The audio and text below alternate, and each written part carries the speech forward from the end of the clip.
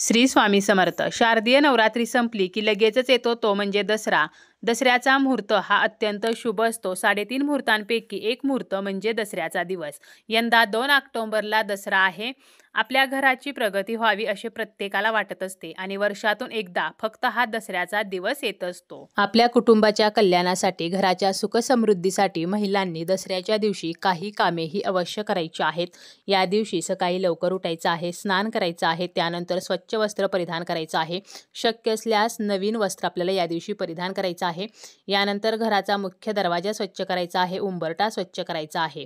थोडेसे पाणी घेऊन त्यामध्ये थोडेसे गंगाजल टाकून एका स्वच्छ कपड्याने आपण हा मुख्य दरवाजा आणि उंबरठा स्वच्छ करू शकतो. यानंतर मुख्य दरवाजावरती स्वस्तिक चिन्ह काढायचं आहे. थोडेसे कुंकू ओले करून किंवा हळद ओली करून आपल्याला हळदीचं किंवा कुंकवाचं स्वस्तिक काढायचं आहे. जरी मुख्य दरवाजावरती मेटलचे स्वस्तिक असेल तरी सुद्धा आपल्याला हे कुंकवाचं स्वस्तिक काढायचं आहे. दरवाजावर बरोबर मध्यभागी हे स्वस्तिक काढायचं आहे.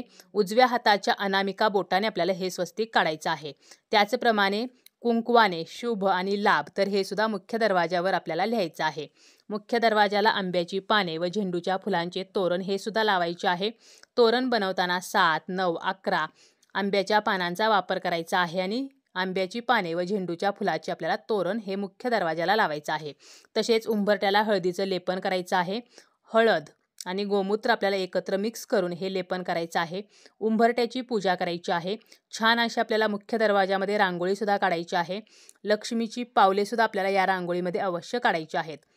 त्याचप्रमाणे आपलं जे किचन आहे त्या ठिकाणी सुद्धा स्वस्तिक काढायचं आहे. ज्या ठिकाणी आपण गॅस ठेवलेला आहे तर त्या गॅसच्या समोरच्या भिंतीवरती आपल्याला स्वस्तिक काढायचं आहे. हे स्वस्तिक काढताना सर्वप्रथम आपण तुपाने स्वस्तिक काढून त्यावरून पुन्हा हळदीने स्वस्तिक काढून पुन्हा त्यावरून कुंकवाने स्वस्तिक काढू शकतो किंवा आपण फक्त हळदीचं किंवा फक्त कुंकवाचं स्वस्तिक काढलं तरी सुद्धा चालेल. गॅस शेगडीवरती सुद्धा स्वस्तिक काढायचं आहे. गॅसची आपल्याला पूजा करायची आहे. त्याचप्रमाणे या दिवशी अन्नपूर्णा मातेची सुद्धा आपल्याला विधिवत पूजा करायची आहे. अन्नपूर्णा माता आपण ज्या तांदळामध्ये ठेवलेली असते तर हे तांदूळ आपण या दिवशी बदलायचे आहेत. तसेच दसऱ्याच्या दिवशी सर्व देवदेवतांची सुद्धा विधिवत पूजा करायची आहे. नवरात्रीच्या काळामध्ये आपण विड्याच्या पानावरती सर्व देव बसवलेले असतात तर या देवांची दसऱ्याच्या दिवशी विधिवत पूजा करायची आहे. देवघरातील कासव असेल तर त्याखालील सुद्धा तांदूळ आपल्याला बदलायचे आहेत आणि अगोदर सांगितल्याप्रमाणे अन्नपूर्णा देवीच्या खाली जे तांदूळ आहेत तर हे सुद्धा आपल्याला बदलायचे आहेत. त्याचप्रमाणे या दिवशी आपण देवांना नवीन वस्त्र घालत असतो. म्हणजे देवघरामध्ये आपण जे कापड अंतरतो तर हे कापड आपल्याला नवीनच वापरायचं आहे. या दिवशी देवांना पंचामृताचं स्नान घालायचं आहे. त्याचप्रमाणे देवीला तसेच माता लक्ष्मीला या दिवशी 9 फळांचा नैवेद्य दाखवायचा आहे. या दिवशी प्रभू रामचंद्रांचं स्मरण करायचं आहे. तसेच संध्याकाळच्या वेळेला रामरक्षेचे पठण करायचं आहे.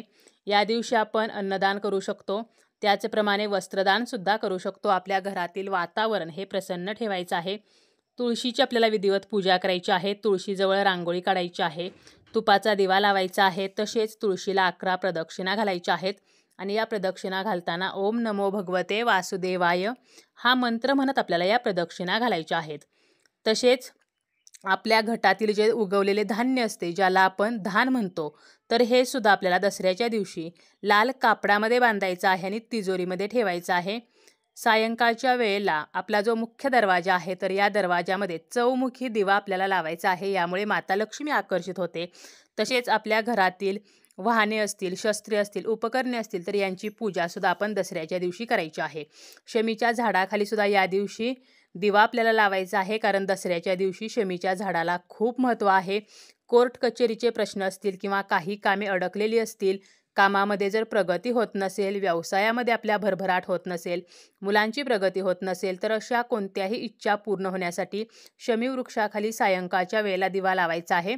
सायंकाळी 6 किंवा 6:30 वाजता आपल्याला हा दिवा लावायचा आहे. तसेच या दिवशी आपण मंदिरामध्ये झाडू दान करू शकतो. जवळपास जे मंदिर आहे तर त्या मंदिरामध्ये आपण झाडूचे दान करायचे आहे. आपला जर व्यवसाय चालत नसेल किंवा घराची प्रगती होत नसेल तर लाल रंगाच्या रांगोळीने आपल्या घरामध्ये आग्नेय कोपऱ्यात श्रीराम हे लिहायचं आहे. तसेच या दिवशी ओम विजयाय नमहा, ओम विजयाय नमहा तर या मंत्राचा आपल्याला जास्तीत जास्त जप करायचा आहे. पिवळ्या कपड्यामध्ये नारळ गुंडाळून जानवे आणि मिठाईसह आपल्याला राम मंदिरामध्ये तो अर्पण करायचा आहे. यामुळे सुद्धा आपल्या इच्छा पूर्ण होत असतात.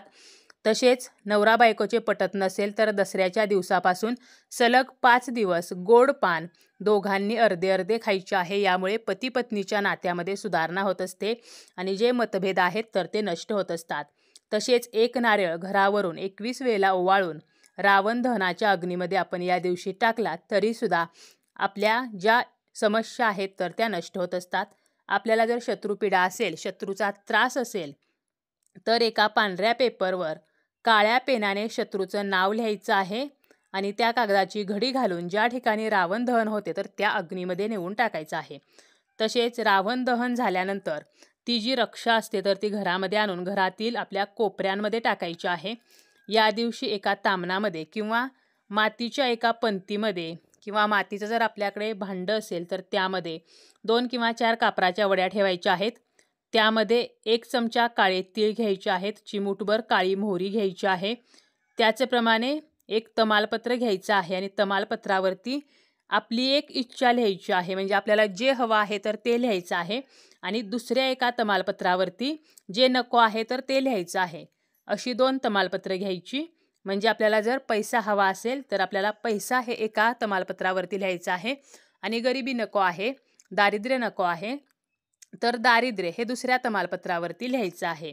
जर आपल्या मुलांच्या बाबतीत आपल्याला उपाय करायचा असेल तर आणि मुलांची प्रगती व्हावी अशी आपली इच्छा असेल तर एका तमालपत्रावरती आपल्याला मुलांची प्रगती असं लिहायचं आहे आणि दुसऱ्या तमालपत्रावरती मुलांचे अपयश तर असं लिहायचं आहे आणि हे सर्व आपल्याला जाळायचं आहे.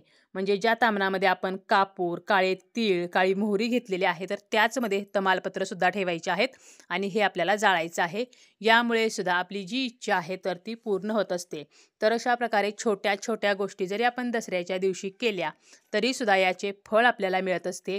दसऱ्याच्या दिवशी रावण दहन, सरस्वती पूजन, लक्ष्मीपूजन, शस्त्रपूजन या गोष्टी केल्या जातात. 3.5 मुहूर्तांपैकी एक मुहूर्त म्हणजे हा दसऱ्याचा मुहूर्त असतो. या दिवशी सोन्याची खरेदी, नवीन घर खरेदी किंवा नवीन वाहन खरेदी, त्याचप्रमाणे नवीन कपड्यांची खरेदी तर या गोष्टीसुद्धा केल्या जातात.